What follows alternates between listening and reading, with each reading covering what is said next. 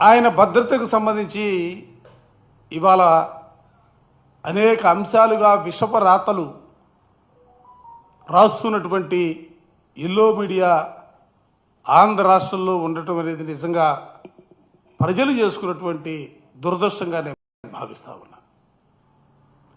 ఎందుకు ఈ విషయాన్ని చెబుతున్నానంటే, ఏ రాష్ట్రంలో ఏ ముఖ్యమంత్రికి సంబంధించి కానీ, లేకపోతే ప్రభుత్వంలో కొనసాగుతున్నటువంటి పెద్దలు, లేకపోతే శాసనసభ్యులు, శాసనమండలి సభ్యులు, వాళ్ళ భద్రతకు సంబంధించినటువంటి అన్ని అంశాలు కూడా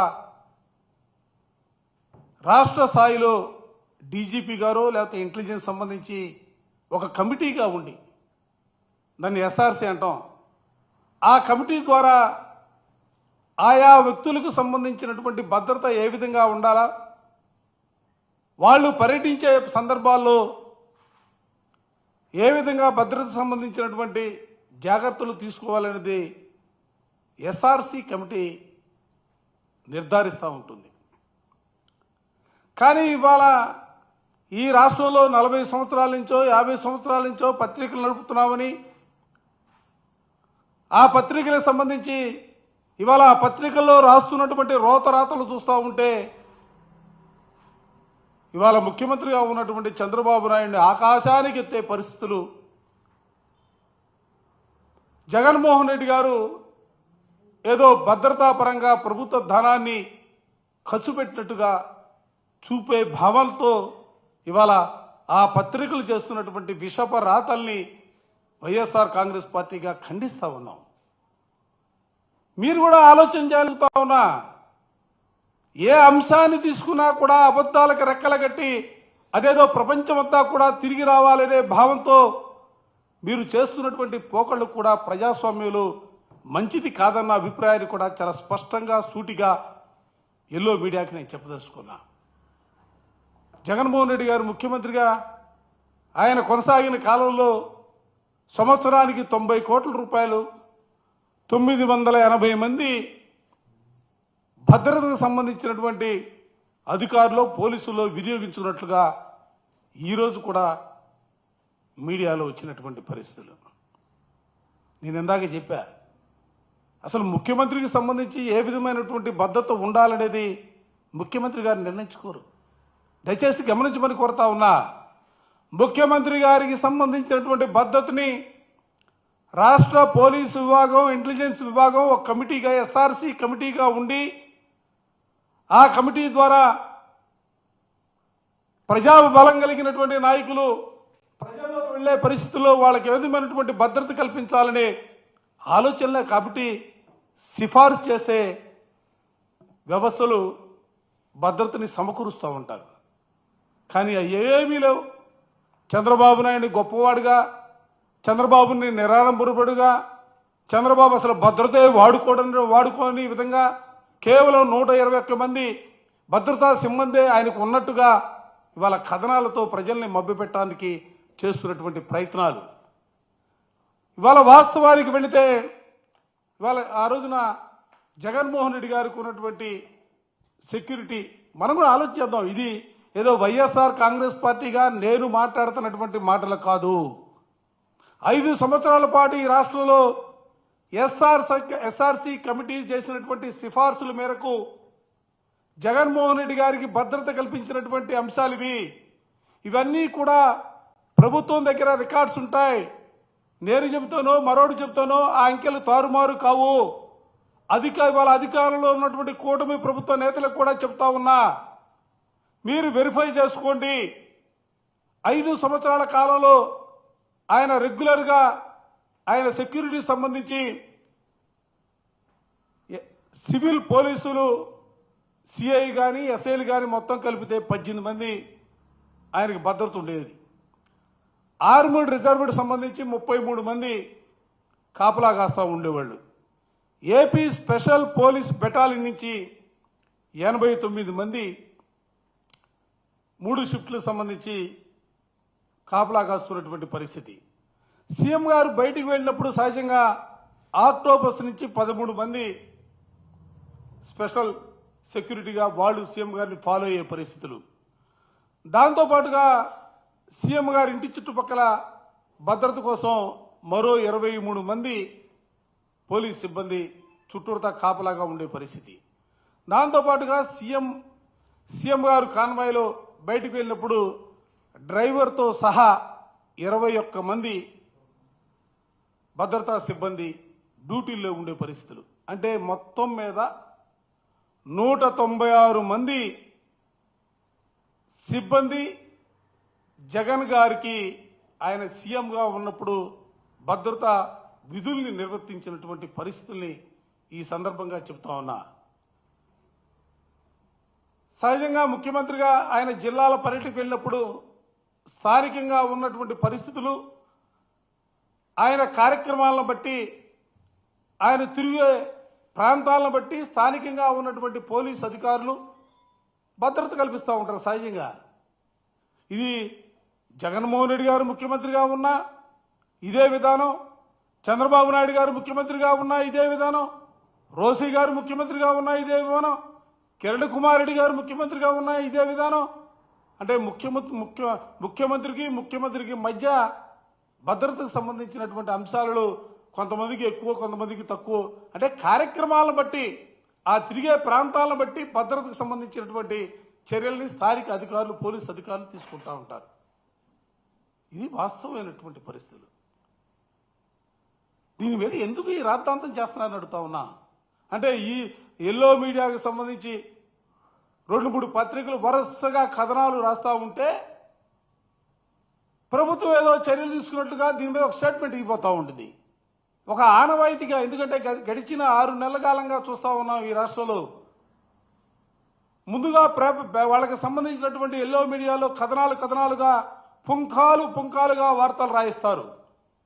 ఆ వార్తలు రాయించిన తర్వాత ప్రభుత్వానికి సంబంధించి వాళ్ళు ఏదో చిన్న నోట్ లాంటిది విడుదల చేసే పరిస్థితులు మనం చూస్తూ ఉన్నాం. ఇవాళ నేను అడుగుతా ఉన్నా, చంద్రబాబు నాయుడు గారు సీఎంగా ఉన్నారు, ఆయనకి కల్పిస్తున్నటువంటి భద్రత సంబంధించి కూడా నేను సూటిగా అడుగుతా ఉన్నా. వాళ్ళ ఏదో 121 మంది అని చెప్తా ఉన్నారు. మీకు సంబంధించినటువంటి రోడ్ల మీదకి వచ్చినప్పుడు సెక్యూరిటీ కల్పించట్లేదా? మీరు చాలా ఆర్భాటంగా పెంచారు. నేను రోడ్డు మీదకి వచ్చినప్పుడు ఎక్కడా కూడా సెక్యూరిటీకి సంబంధించి ట్రాఫిక్ ఆపొద్దని చెప్పారు. ఇవాళ ఎక్కడైనా కూడా ట్రాఫిక్ కాకుండా ముఖ్యమంత్రి గారు, లేకపోతే డిప్యూటీ చీఫ్ మినిస్టర్ గారు, లేకపోతే వారి కుమారుడు నారా లోకేష్ గారు పోతున్నప్పుడు ట్రాఫిక్ ఆపకుండా ట్రాఫిక్ మధ్యలోంచే వాళ్ళు వెళ్ళిపోతా ఉన్నారా? ఎందుకు ఈ అబద్ధాలు? ఎవరిని మభ్యపెట్టడానికి మీ ప్రయత్నాలు? మీకు నిజంగా, ఎందుకంటే మీరు 1 పాయింట్ ప్రోగ్రామ్, తెలుగుదేశాన్ని పైకెత్తాలా, చంద్రబాబు నాయుడిని ఆయన ఆకాశంలో పెట్టి ప్రజలకు చూపించాలనే భావన ఉంటే మీరు వాళ్ళ గురించి గొప్పలు రాసుకోండి, మాకు ఇబ్బందిలే, మేము బాధపడం. కానీ మీరు మమ్మల్ని, మా నాయకుడిని కించపరిచే విధంగా, అవమానించే విధంగా, వ్యక్తిత్వ హననానికి పాల్పడే విధంగా మీరు రాసే రాతలు మాత్రం ప్రజలు కూడా వైఎస్ఆర్ కాంగ్రెస్ పార్టీ శ్రేణులు కాదు, ప్రజాస్వామ్యంలో ప్రజాస్వామ్యవాదులు ఎవ్వరికి కూడా ఇవాళ మీరు వాదన చేసే వాదనల్ని ఎవరు కూడా అంగీకరించారన్న అంశాన్ని కూడా ఈ సందర్భంగా చెబుతా ఉన్నా. గతంలో మీరు పదే చెబుతా ఉన్నారు పోలీసు సంబంధించి. ఇవాళ మీ కుటుంబ సభ్యులకి సెక్యూరిటీ ఇవ్వలేదా? మీ మనవడు కూడా మొన్నక్కడ చూసా, మీ మనవడు కూడా సెక్యూరిటీ 4+4 ఇచ్చారని చెప్పి ఎక్కడో పత్రికల్లో నేను చూసినటువంటి మాట కూడా ఈ సందర్భంగా చెబుతా ఉన్నా. ఇవన్నీ కూడా పక్కన పెట్టి ఇవాళ మీరు ఈ అబద్ధ ప్రచారంతో వ్యక్తిత్వ హనానికి జగన్మోహన్ రెడ్డి గారిని ఏదో కించపరచాలా, ప్రభుత్వ ధనం దుర్వినియోగం చేశారనే భావన కల్పించాలనే భావంతో దయచేసి మీరు ముందుకు సాగొద్దని చెప్తా ఉన్నా. ఇవాళ ప్రజలు అడుగుతున్నారయ్యా, నువ్వు ఎన్నికల మేనిఫెస్టోలో ఏం చెప్పావో ఆ అంశాలని అమలు చేయమని చెప్పి అడుగుతా ఉన్నారు. సూపర్ 6 అన్నావు, ఆ సూపర్ 6 ఎట్టిపోయిందో తెలియనటువంటి పరిస్థితులు. ఇవాళ రైతాంగానికి సంబంధించి ఇవాళ పండినటువంటి పంటలకు గిట్టుబాటు ధర లేనటువంటి పరిస్థితుల్లో ధాన్యం రోడ్లపై పోసుకుంటా ఉన్నారు. కాటన్ ఎక్కడమ్మాలో తెలియకుండా అయోమయ పరిస్థితుల్లో రైతాంగం ఒక పక్క ఉంది, మరో పక్క ప్రజలపైన భారం మోపే విధంగా విద్యుత్ ఛార్జీలు 15,500 కోట్ల విద్యుత్ భారాన్ని ఇవాళ మోపుతున్నటువంటి పరిస్థితులు ఉన్నాయి. పిల్లలకి ఫీజులు లేవు, మహిళలకి ఒక్క సంక్షేమ పథకం కూడా లేనటువంటి పరిస్థితులు వాళ్ళ రాష్ట్రంలో ఉంటే వీటన్నిటిని కూడా పక్కదారి పట్టించాలా? ఏదో ఒక విధంగా ఎప్పుడు కూడా ఏదో ఒక ఇష్యూని వైఎస్ఆర్ కాంగ్రెస్ పార్టీకి సంబంధించి కానీ జగన్మోహన్ రెడ్డి గారికి సంబంధించి కానీ ఏదో ఒక అబద్ధ ప్రచారంతో ప్రజల్ని మభ్యపెట్టడానికి ప్రయత్నం చేస్తున్నారు. దయచేసి నేను చెప్తా ఉన్నా, మీరు వీటి మీద కాదు దృష్టి సారించాల్సింది. ఇవాళ ప్రజలందరూ కూడా ఇబ్బందుల్లో ఉన్నారు, మీ వైపు ఆశగా చూస్తూ ఉన్నారు. వాళ్ళందరినీ కూడా ఆదుకోవటానికి మీరు ప్రయత్నం చేయాలి తప్ప ఇటువంటి విపరీతమైనటువంటి ధోరణులతో మీరు ముందుకు సాగితే ప్రజాస్వామ్యంలో మిమ్మల్ని ఎవ్వరు కూడా హర్షించరన్న అంశాన్ని కూడా ఈ సందర్భంగా చెబుతా ఉన్నా. మేము స్ట్రైట్గా చెబుతా ఉన్నాం ప్రభుత్వానికి ఇవాళ. ఎందుకంటే మీరు మాట్లాడే మాటలు, మీరు రాయించే రాతలు చూస్తూ ఉంటే మేమేదో అధికారంలో ఉన్నాం, మీరేదో ప్రతిపక్షంలో ఉన్నారనే భావంతో రాయిస్తా ఉన్నారు ఆ రాతలని కూడా. నేను సూటిగా అడుగుతా ఉన్నా, అధికారంలో మీరున్నారు, మీ దగ్గర అన్ని కూడా రికార్డ్స్ ఉన్నాయి. రికార్డ్స్ బయటపెట్టండి. 2014 నుంచి 19 వరకు కూడా చంద్రబాబు నాయుడు గారి కుటుంబానికి కానీ, చంద్రబాబు నాయుడు గారికి కానీ ఆయనకు ఉపయోగించినటువంటి భద్రతా సిబ్బంది ఎంత సంఖ్యలో ఉన్నారో ఆ లిస్టు బయటపెట్టండి. 2019 నుంచి 24 వరకు కూడా జగన్మోహన్ రెడ్డి గారికి సంబంధించి ముఖ్యమంత్రిగా ఆయనకి ఇస్తున్నటువంటి భద్రతకి సంబంధించినటువంటి వాస్తవాన్ని లెక్కల రూపంలో బయటపెట్టండి. అదేవిధంగా 24 తర్వాత గడిచిన 6 నెలలుగా ఈ రాష్ట్రంలో మీరు అధికారంలో ఉన్న తర్వాత ఈ రాష్ట్రంలో మీరు ఇప్పటివరకు కూడా వినియోగించుకున్నటువంటి భద్రతని మీ దగ్గర లెక్కలు ఉన్నాయి కదా, ఆ లెక్కలను బయటపెట్టమని అడుగుతా ఉన్నాం. మేమేదో రాజకీయ కోణంలో మీ మీద విమర్శలు చేయాలనే ఆలోచనతో మాట్లాడతలా. మీరు అబద్ధాలు చెబుతూ ఉంటే మేము నిజాలు చెప్పే పరిస్థితి. ఆ నిజాలు ఎందుకంటే మీ దగ్గర కూడా రికార్డ్స్ ఉంటాయి కాబట్టి ఆ రికార్డ్స్ అన్ని కూడా బయట పెట్టాలని చెప్పి వైఎస్ఆర్ కాంగ్రెస్ పార్టీగా మేము ప్రభుత్వాన్ని డిమాండ్ చేస్తా ఉన్నాం. ఎప్పటికైనా కూడా ఆ ఎల్లో మీడియాకు సంబంధించినటువంటి పత్రికలకు కూడా నేను మనవి చేస్తా ఉన్నాను. ఎందుకంటే పత్రికలంటే గౌరవం ఉన్నటువంటి వ్యవస్థలో, ఈ వ్యవస్థలో వైఎస్ఆర్ కాంగ్రెస్ పార్టీగా మీరు ప్రజాస్వామ్యాన్ని పరిరక్షించడానికి ప్రయత్నం చేయాలా? ఈ ప్రజాస్వామ్య పరిరక్షణలో ప్రజలకి ప్రభుత్వానికి వారధులుగా ప్రభుత్వం మంచి చేస్తే ప్రజలకి అందే విధంగా చేయాలా? ప్రభుత్వం చెడు ప్రజల మనోభావాల్ని అద్దం పట్టే రీతిలో ప్రభుత్వాన్ని అవసరమైనప్పుడు తూర్పారబట్టే కార్యక్రమానికి శ్రీకారం చుట్టాలే తప్ప ఎంతసేపుడు కూడా మేము చంద్రబాబు నాయుడు గారినో తెలుగుదేశాన్నో దత్తత తీసుకున్నామనే భావంతో మీరు ఇదే విధమైనటువంటి రాతలతోనో అబద్ధపు ప్రచారాలతోనూ ముందుకు సాగితే ప్రజాస్వామ్యంలో మీ మనుగడ కూడా కోల్పోవడం అనేది ఖాయం అనేది ఈ సందర్భంగా మీ అందరికీ కూడా మరోసారి చెబుతా ఉన్నా.